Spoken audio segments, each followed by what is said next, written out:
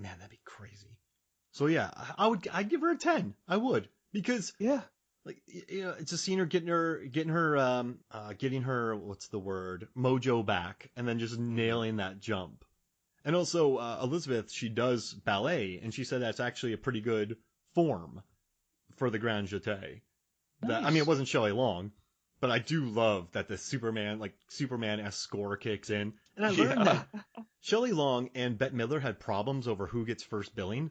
So, like, they said on, like, one side of the country, Bette Midler got top billing. The other side of the country, Shelley Long. Ooh, not Shelley Duvall. Shelley Long got It's a top very billing. different jump. Yeah. Oh, gosh. Oh, man. Huh. Yeah. But, I don't know. It's just a Grand Jete. It's amazing. And a movie that made bank and was nominated. And, I mean, I don't know. It just makes me laugh. It's a good jump. I've never seen ballet It's not a save the jump day. you see often. Yeah. Yeah. You never. You said it perfect. I couldn't have said it any better. Ballet saves the day. Ballet saves the day. That was your high school yearbook quote, correct? It was, and I tried to put a little emoji in there, and it didn't work. So it technically says ballet saves the day, pound symbol, $, pound symbol, and then that little weird like tilde thing because of the error. So it hasn't aged well, but I feel like the heart of the message is there. Yeah, and because you love this movie. Big fan. And I want to say, let me Bette Midler all day. Can I tell y'all what a Grand Jete is? Please do. It's a long horizontal jump starting from one leg and landing on the other, known as the split in the air. So think JCVD, jumping. It is most often done forward and usually involves doing full leg splits in mid-air. But the dancer must remember to hit the fullest split at the height of the jump with weight pushed slightly forward, giving the dancer a gliding appearance. And that's what she needed. It makes me happy every time I watch it. And then listen, like, I love final lines in movies. So 9 years ballet, asshole. You can't beat it. I want, like, Arnold to say that in a movie. Yeah, just with that thick accent. Oh, beautiful. All right, so how about this? Let's take a quick break, and then when we come back, we'll share our final 4 jumps. How's that sound?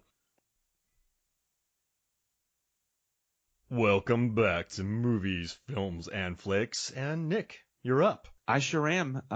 This jump is from the James Bond film that quick. started my... Oh, How do you feel about the Katy Perry song Hot and Cold? I was like, you're up, and then you're down. And then that reminded me of the Hot and Cold song by Katy Perry.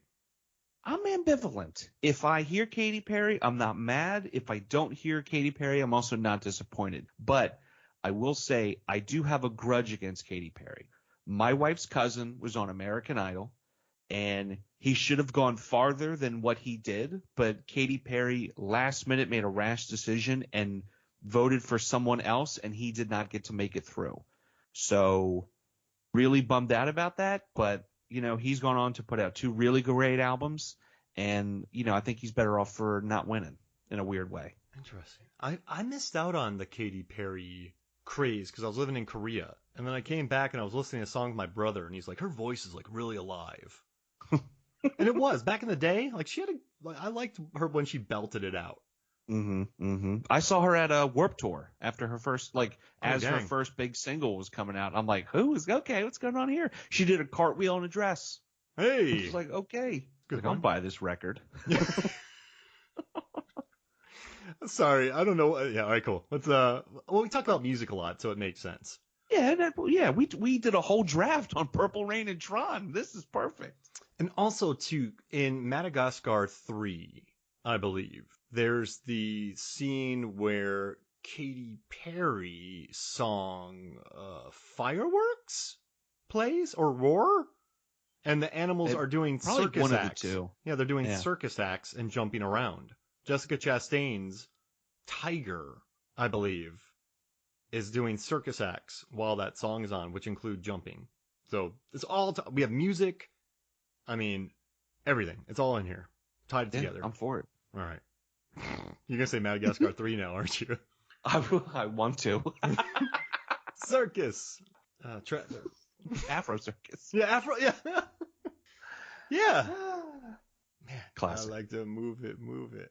Dun, dun, dun, dun. You could jump to that. Now, wait, easily. I do remember once that you told me that you were at an outdoor concert in Baltimore. I believe it was House of Pain. And you said that you jumped so high one time, you ended up in Illinois? So here's what happened. We were at the Pier 6 Pavilion. It's a pavilion right on the water. And I was jumping so hard that I fell back into the harbor but landed on a boat. Little did I know, the boat headed all the way around the country to California. I'm like, here we go. Now I got to get back to Baltimore. Took a plane, wrong turn at Albuquerque, egg on my face, ended up in Illinois. Wow, what a journey. Yeah. All from an ill-fated jump. All from an ill-fated jump. Thanks, House of Pain. How many sprained ankles has the song Jump Around cost? Oh, no matter what the number is, I don't think it's high enough. Like, no matter how many we guess, it's easily double or triple that number. Like, the amount of popsicle sticks and ace bandages sold in that era so people could kind of keep their ankles together. Oh, man. You know what? I heard NBA teams outlawed that song for their players because they were worried about ankles. Easily. I'm going to make a stupid chart, Nick, where it's just like ankle injuries after House of Pain's Jump Around was released. Please do. I will help you. Whatever you need me to do to make this dream a reality, I will do it. Because the people need to know. They don't know that they need to know, but they need to know. And now I need to know. All right, I'm going to make one tonight. Hell yeah. Oh, gosh. All right, what's your third pick? My third pick, I think, is become a iconic jump in the James Bond franchise saga, however you'd like to call it, and that's the bungee jump scene in the opening of Goldeneye. Oh my gosh. Literally just a plane flying through over a dam, and we see Pierce Brosnan sprinting across there. He latches up, hooks everything off, and then just leaps. A massive jump, and just as the bungee hits that apex to rip and pull you back, he shoots a little gun and then pulls himself down, gets into a bathroom, punches a dude, off we go to the races. And then you get another great plane jump off a motorcycle, right? Fantastic plane jump onto a motorcycle. Like, just there's a lot of great jumps in the film, but this is the first one. This is the one that got me into James Bond. My grandmother was like, I think you'll like this movie, and I'm like, great. And first then Bond movie. Yeah. And I think and then of course it obviously leads into the video games like the N64 one. Yeah. But then from there it grows, and it's like, oh, other people have done it. Let's see the Sean Connery, the Roger Moore, the can't think of his first name, but Dalton, Lazenby, George Lazenby, so on and so forth. Tim Dalton, that's who it was. He's a slasher of prices. Old TD. Yeah. Bringing it back to Hot Fuzz. Here we go. Oh. Dude, that broke a world record, 720 feet. It was done in Switzerland. The second unit director, Ian Sharp, did it. Wayne Michaels did the jump. And they said that when he'd made the jump, he was thinking about Beavis and Butthead. What? Yeah. I'm genuinely curious now about the Beavis and Butthead. So I learned that during the commentary.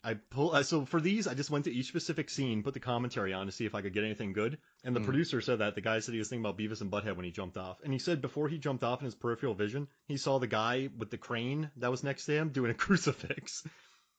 Like across his body. Yeah. And if you go on YouTube now, so many people bungee jump off that dam. It's a thing now. Huh. Well, I mean, yeah, I could see that for sure. I'm sure there's a couple Looney Tunes that'll jump off with nothing, and then they'll pull like a chute at the last second. So not very high altitude, low open. Envalo, not very high. Envalo, I don't know. A dam. Dam altitude, a Dalo, dam altitude, low opening. There it is. A dam. Dude, first thing I've ever seen. Like, that's the first Bond movie I ever saw. And you're right. I went back to like TBS when they showed TNT. They showed all the things, and you get them on VHS. My wife has a bunch of these Bond movies on VHS. Everyone had the Bond movies on VHS when they started coming out. And then the fact that Wayne Michaels was able to bungee jump, then take a gun out. He said he was passing out when he was doing it when the rope tightened. And I would imagine. And it just to be able to do that. And then he thought to the back of his head, he's like, if I fail this, Martin Campbell's going to kill me. Martin Campbell's the director. And if you watch the behind the scenes footage, he's just yelling at everybody. But what a great scene, and what a good cold open too, because it's new. Because we had what, the Union Jack parachute before. There's a ton of great cold opens, but this was gnarly. And so, you know what I love about this, Nick, and I love that you picked it because they did it. Like it's not like CGI or green screen. Like they just flung a dude off a bungee jump. off a Yeah, dam. let's get the cameras going and just let these big grand set pieces. And I think that's something that, say what you will about the Bond films, but they've always had these big grand set pieces and relied on physicality and stuff actually happening, and not so much like, well, let's throw a screen and then edit it in post. Like, no, let's really go for it. Beautiful. What a great scene. Mm-hmm. And then it ends with another good jump. And then it ends. Man, I love Sean Bean in that movie. Just like talking to Brosnan about it. Oh, it's so good. Makes me so happy. Yeah. But I had fun researching it because there's so much to learn about it. So no, I'm actually glad you brought it up because now I know all about the jump. So it makes me happy. Absolutely. And now I know more, and we're all better for it. Oh, dude, it's so good. And we have Madagascar 3. We'll always have that. In our hearts, in our minds, in our souls. Now, I picked a very obvious one, but I think it's just burned into the lexicon now. And it's the Revenge of the Sith jump when Anakin Skywalker is fighting Obi-Wan Kenobi. Because there's about 7,000 jumps in that scene. Mm-hmm. But leading up to that scene, they have to jump to get onto the lava. Or to get on the little platform. The little hill from the platform. Like they jump off the lava thing onto that. But I just love how, if you think about, go back to Phantom Menace, where I was talking to Elizabeth and Scott. They were over to the same one who mentioned the jump from Outrageous Fortune. And in the first one, Obi-Wan did the jump over, forced jump over Darth Maul and killed Darth Maul because Darth Maul got cocky, right? Yes. Yep. And so Obi-Wan's like, okay, now I know exactly what to do if he does this jump. He's like, and then just the whole high ground thing. Everybody says high ground now. I remember watching Wonder Woman, and when they gave up the high ground, I'm like, never give up the high ground. Like, I've never had a fight on high ground, Nick. I've only had fights on level ground. I've never fought on a hill. So I have no idea what the advantage of high ground is in a tactical battle with lightsabers. But just like you never see people running down a hill to attack someone like on the bottom of a hill. You always see people storming the hill. Yeah. So that's the hill they're gonna die on. Yeah. It's not a hill I'm gonna die on. I'm gonna kill these people. Wait, sorry, is this a metaphor or like literal? You're not gonna die on this hill. Just get the doctors, just in case. Now we were on the top of this hill, and he was just saying that like Notting Hill is better than Dante's Peak. And I was like, man, this isn't a hill you want to die on while you're on a hill talking about Notting Hill, Dante's Peak. He's going about Salisbury Hill, and I don't even like that song. Hamburger Hill, Hank Hill, the Englishman who went up a hill and came down a mountain, Lauryn Hill, Grant Hill, Beverly Hillbillies. Ah, that's a good one. Oh, man. But I mean, but this jump though, I mean, Anakin jumps, gets sliced up. Obi-Wan didn't really want to kill him. But I also love too how Nick Gillard, the stunt coordinator for this, the fight coordinator who did all the sword fights, he kind of had this idea one night when he was with Hayden Christensen, and they were walking up a hill from dinner, and like they were just sort of joking about who had the high ground on each other, and then that built to this scene. So it came from like an after dinner scene between Nick Gillard and Hayden Christensen. But I just love really that. Cool. Yeah, I mean, he pulled out like he's like, you underestimate my power. I have the high ground, and I just love that Obi-Wan's like, don't try it. Yeah. Like, I love how, Jedi speak in such eloquent speech, but you know what Jedi's serious when he's like, yo, don't try that shit. Like, please don't. Like, if you're hanging out with Qui-Gon, he's like, nah. You're like, okay, cool. Right? Yeah, hard pass. Yeah. What? Like, if Yoda goes, don't do it, like, doesn't even do his speech, just like, oh, yeah. Fair enough, yeah, I'll lay off this. But I kind of love that. And also, it made me think about how Hayden Christensen in a movie called Jumper, which I love, and I forced Norbert Morvan to do an episode with me. But that's another movie I love, because I was in Korea, I got lost, I was freezing, because I grew up in Florida, it was February in Korea, it was like my first week there, my apartment wasn't ready, so I was in this weird hotel, I'm not going to get into it. Businessmen were lined up around the building, there was a lot of cards laying around. But I got lost, I didn't know where I was. And then eventually I just saw a theater and I went and watched Jumper. And so I guess he jumps. I wanted to include that, like a Samuel L. Jackson jump in that movie. But no, I just didn't want to do it. It's too obvious. A jumper and a jump movie. So I found another Hayden Christensen thing. And a classic one at that. Let's be honest. If this wasn't on either of our lists, would it be a complete list? No. It would be a little provocative, right? It's just, but I had to include it because I like the behind the scenes stories. I like to pull from, I mean, there's a lot of research into this. I mean, Megan and I, my wife, we did an episode about this, one of the final fights. It's one of the most popular MFF episodes ever. People just swallow this stuff up. But yeah, just learning about it and just looking how Obi-Wan knew exactly how to slash. Like this was, he could have cut Anakin in half.